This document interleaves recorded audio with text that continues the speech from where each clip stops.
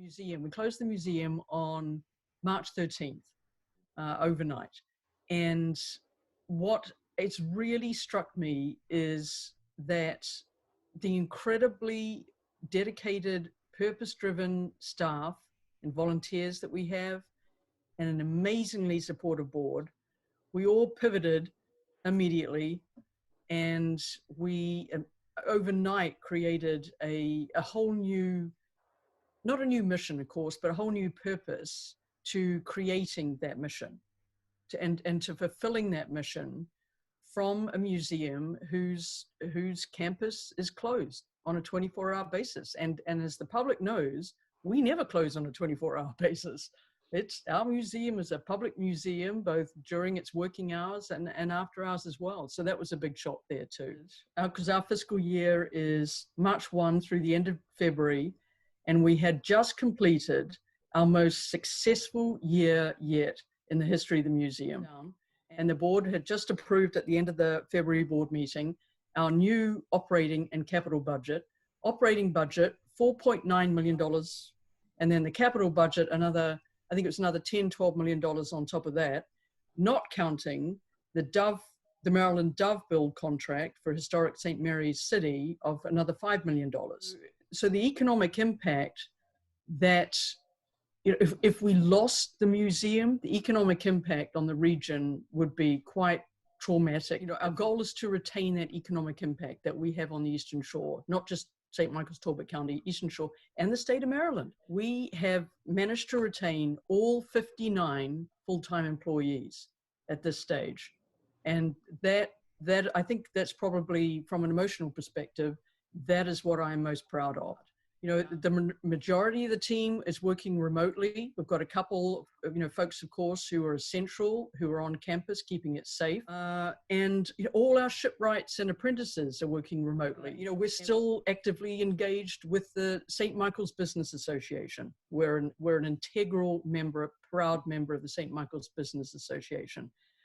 Still actively supporting St. Michael's Rotary in that regard through their online meetings. And as you know, we're actively supporting retention of the United States Coast Guard Oxford Station.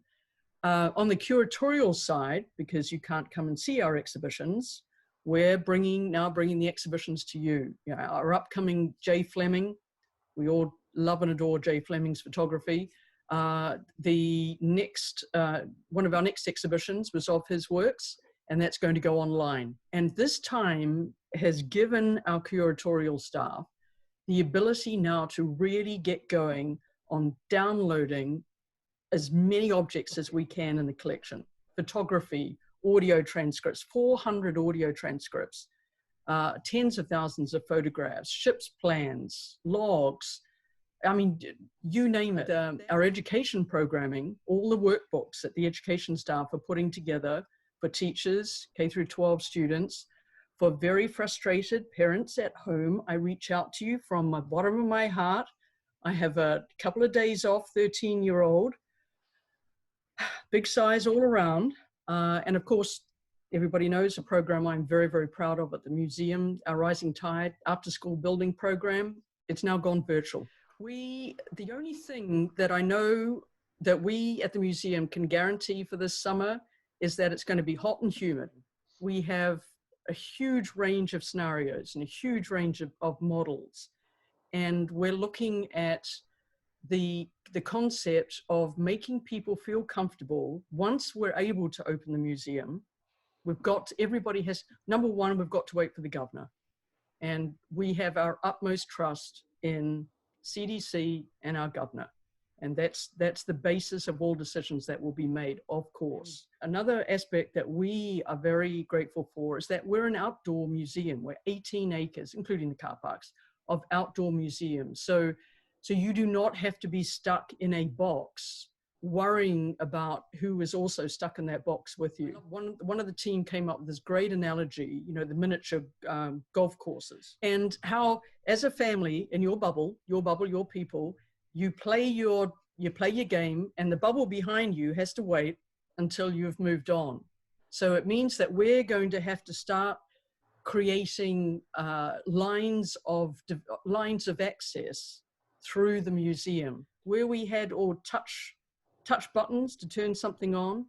They're now all going to be sensor waves, so nobody will have to touch anything. With people going out on a boat, you could go out with your bubble. It's a huge logistical challenge for every single institution now. It's like a chrysalis in many respects. You know, we are not considering ourselves dying for lack of food. We're a chrysalis, and we're going to be something new. We're all of our institutions, like institutions, we will have to recognize that we're going to be something new and afresh.